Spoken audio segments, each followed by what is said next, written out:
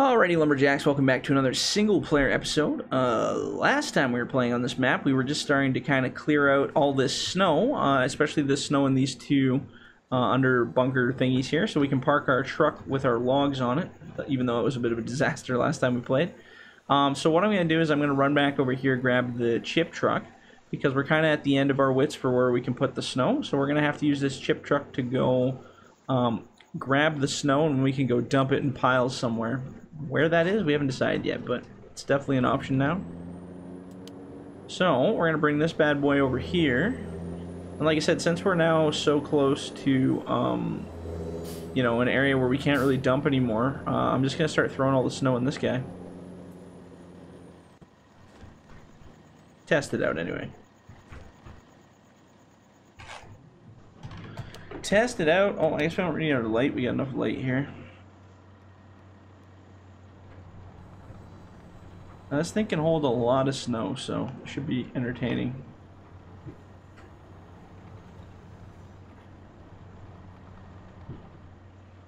Actually, I think we dumped like right there last time. Yeah, we did. So we can always dump there again if we need to. Some big scoops here. Just nice to have a place to dump it now, like in the back of this truck, so that we don't have to worry about it going elsewhere. Whoops.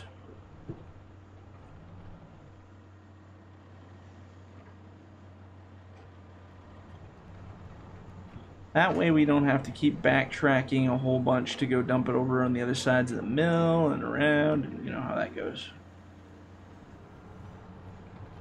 See how long of a scoop we can get here. Oh, yeah, that's a good one. That was a good one. Is that filling up in there nicely? Oh yeah, look at that beauty. Beauty. Grab some of this snow here as well. Just want to get all this out of here so that we got a nice little spot for our mill. I'm gonna bump this log actually out of here. Wow, whatever. We'll grab the snow here first.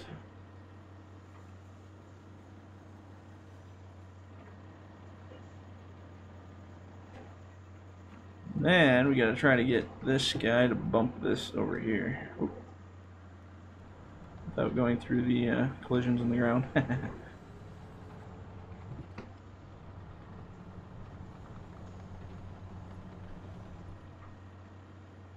There we go. Now, I know this truck can hold a lot of snow, so I don't think we're gonna fill that up anytime soon.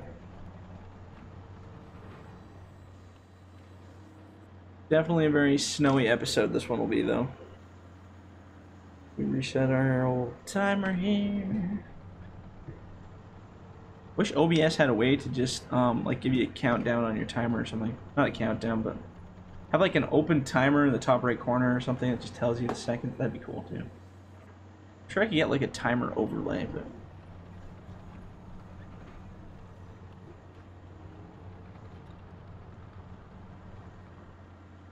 be cool. As soon as you hit record, it just like pop the timer. That'd be sweet.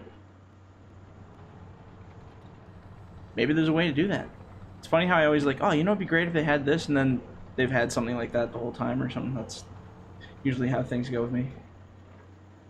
All right, so now we're starting to track ahead a little bit. So what we're gonna do now,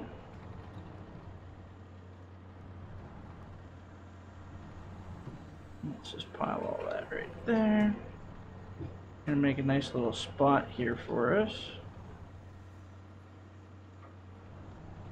Park in here, and then we can start digging out some of this stuff.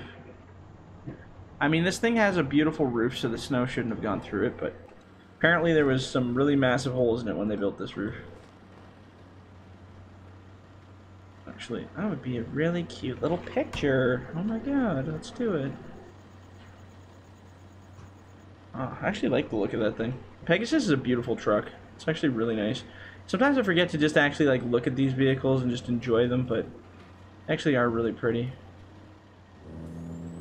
And hopefully even more coming from that, so that's good. I'm gonna park this in kind of a weird angle here, just because this thing can still hold a lot of stuff in it here. So Let's go back to front, do some big scoops here. And that should make life a little easier.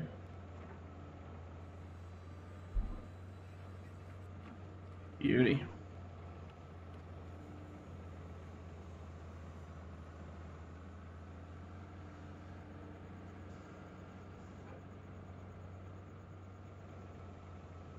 Gonna take a while to fill this bad boy, I'll tell you.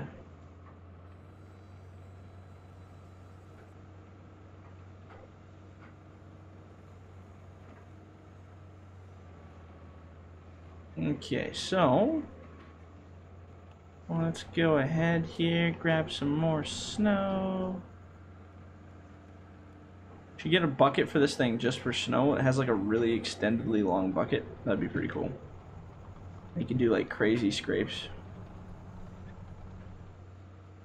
But it's good to put in a little manual labor. We don't want to make it too easy.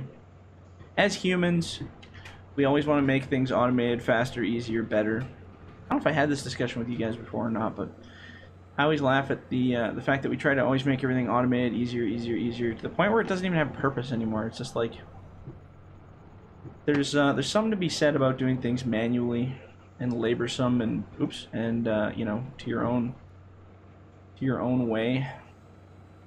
It's like, sure, it would be easier if we could just drag one scoop across this whole map and clean up all the snow, but would it be as rewarding? Would there be as much art in it? Would there be as much detail? Definitely not. Definitely not. So I definitely have a respect for manual stuff. I mean, some things are beautiful to have automated because, you know, it's just things people would never want to do, so it's good to have them automated. But here, I'm actually just going to pile snow right here, so we don't have to keep tracking back so far. So like I said, but there's a certain appreciation for manual labor. It's like, I use the example of like watchmakers, right? So you go to, you know, like old school Swedish watches. I'm not a watch guy. I'm just using this as an example, but you know, you look at people watchmakers who spent hundreds and thousands of hours a day building watches, handmade watches with the little details and the fine engraved, you know, whatever on them to make them look fancy. But that's like somebody's whole, you know, year of their life they would spend building this intricate ancient watch, and it was just this beautiful thing. And you had a respect for that because it actually took so much time to make it. Now you fast forward to nowadays, we got like Walmart and, you know, cheap Warehouse One and all these, like, you know, stupid little you know, like stores that sell this mass-made crap where, yeah, it looks like it's similar to that watch that guy put all that handwork into. They copy it and use machines to imprint it and use you know, casting techniques and stuff like that to create an exact replicate of stuff like that. But now you have mass quantities of them, there's millions of them, there's no love put into them, it's just a machine made them. Which, you know, is fine if that's what you really want to do, but you don't have that appreciation for it. No love went into that, I guarantee it, right? So that's kind of what comes down to for me is, sure, you can mass create anything with machines and computers. And if it's something, you know, like as far as food, or if it's something like medicine that's needed, then I understand the purpose of it. But you just don't have that same appreciation for it. So, relating that to what we're doing right now, yes, I could easily create a mod that would just, you know, wipe out all this snow in 8 seconds by driving a machine through and carve it through. But I don't think I wouldn't have had this nice conversation with you guys about manual labor. We'd just be able to clear it. We'd be out doing the same old stuff. So, and when I look back at this after I clear it all, I'll be like, oh man, I remember when I had to dig all that out. It creates a cool little memory too, right? So, I don't know. It's up to you as a person what you prefer, but I definitely like doing things a little bit more manually. Just because I think our world's going so automated to the point where we're going to be like WALL-E. We're already kind of getting like WALL-E, where everybody's like has the computers do everything for them and they sit in the big wobble chairs and we're all obese and can't do anything. We're pretty much like that right now anyway, just on a kind of lighter scale. So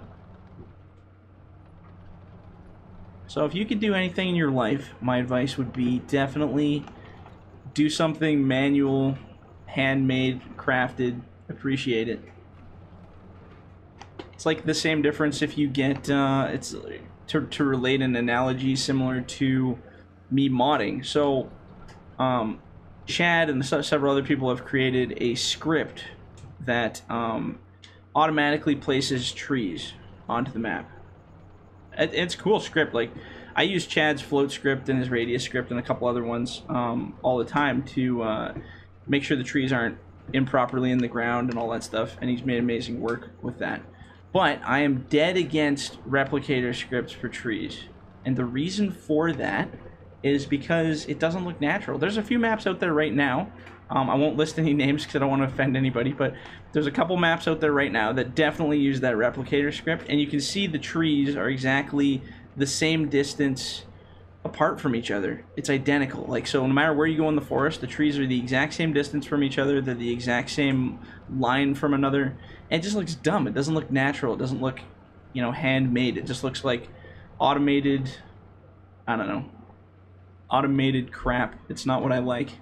So when I make maps, yeah, sure, I could go use the replicator script and just mass produce 1,000 billion trees all over the map, but they'd be all exactly the same and it would look identical to it. So I, as a creative kind of artisty kind of guy, I am not a fan of that kind of stuff. I would rather see somebody who spent 15 hours placing every single piece of tree into the ground and every piece of driftwood and yada yada yada, as opposed to somebody who just automatically pushed a button and made it all look the same. I don't know. And I mean, I'm sure not everybody's on the same page as me for that, but I can tell you people appreciate when you put hard work into stuff. Smoky Mountain was a prime example of that. I spent a lot of time, I mean, compared to detailing on maps now, it's not quite as nice as it was then, but like the newer stuff's a lot better looking than back then. But back then, that took a lot of time to do Smoky Mountain. That was a lot of work to get it that way. And when we finally did get it right, it looked amazing, and I put so many hours into making sure that was all proper and right. And I think people appreciated that a lot more. They look at the details, they find the little weird areas that nobody knew about, and it's not just this automatic generated map of the same thing over and over and over again. So there's definitely something to be really appreciated about that. And if you're not that kind of person, don't appreciate it. Go with the automated maps. But when I look at a picture of a forest and I don't see a duplication of trees over and over and over and over and over again in the same line, in the same row, unless you're talking like a replanted forest. If that's the thing you're going for, you know, there's no offense to that. If you're looking for a replanted forest where they are all trees in a line, that's totally fine too, but I know that's not the case for some of the maps that I've seen come out. But yeah, that's my little rant about that. Say what you will about automation, but there's definitely something to be said about correctly doing handmade and hand-placed artisticness, for sure. And as far as we go, my all my future maps are definitely all going to be hand-placed. I'm not automating anything for placement. That's just, I can't do it. Can't do it. So you'll notice in that new Timber Trail map that's coming out, this should be this month. Depends when this video comes out, but it should be this month. The river itself, like when you go through that river, there's all these little hand-placed sticks, like driftwood. Like it took me 6 hours to hand place every piece of that driftwood. I know like when you first pass by, you might not think anything about it, but every single one of those pieces had to be placed and rotated and turned and placed exactly the way they are so that they work, right? So, but if I were to have an automated script that just kind of threw them all over the place, it wouldn't look good. It'll probably be really glitchy, and I don't know, I don't think it would be good.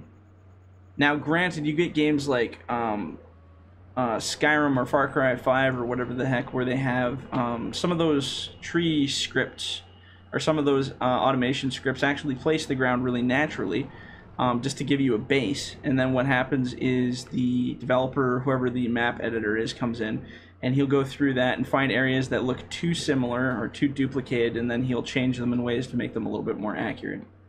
I'm also for that. That's a cool idea. Like if Giants Engine had a way to place random terrain or place random trees in a realistic growth pattern, then you went in and added details to improve upon that.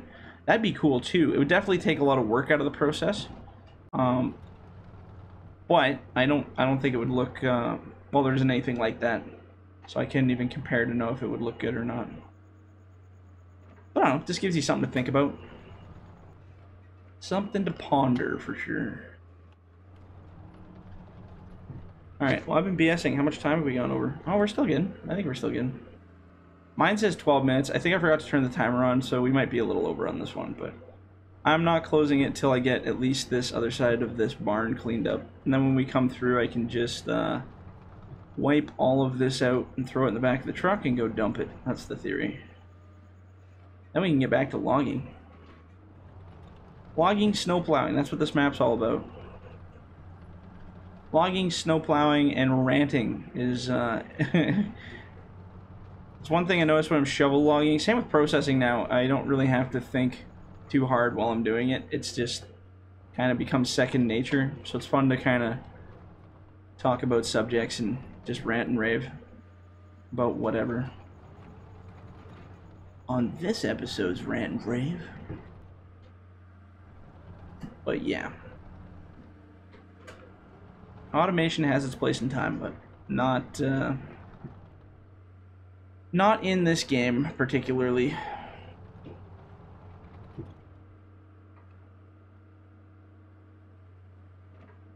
Alright, so we're almost done stacking this. Like I said, by stacking this all forward like this, it's going to make it way easier for us to clear it all out.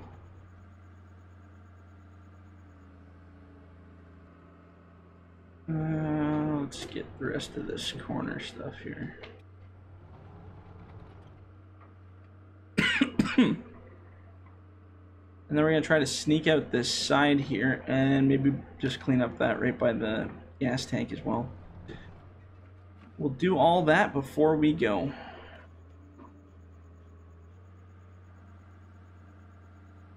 That's very realistic. It's the Hoover vacuum of buckets here, but it's working.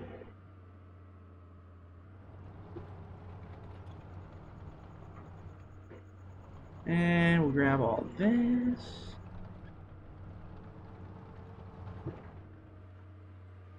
And I'm just gonna scoop this edge right here. Actually a lot of snow we gotta get out of here. I don't know where we're gonna dump it. I might go dump it behind the mill or something.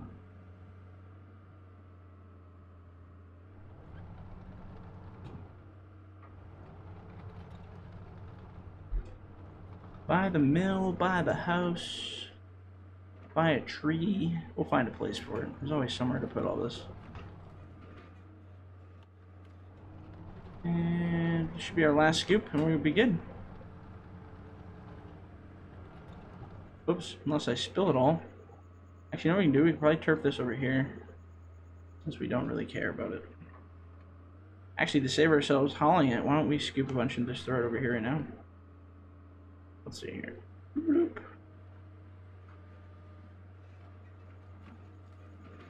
Alright.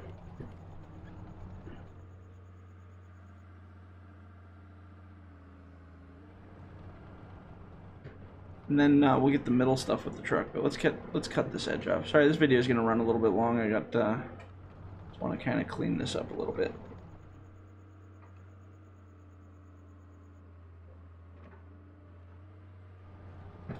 Grab this here. Let's get this stuff in front. That's what I want to get. Getting a lot of these scraps though. That's good. Big old pile of snow there.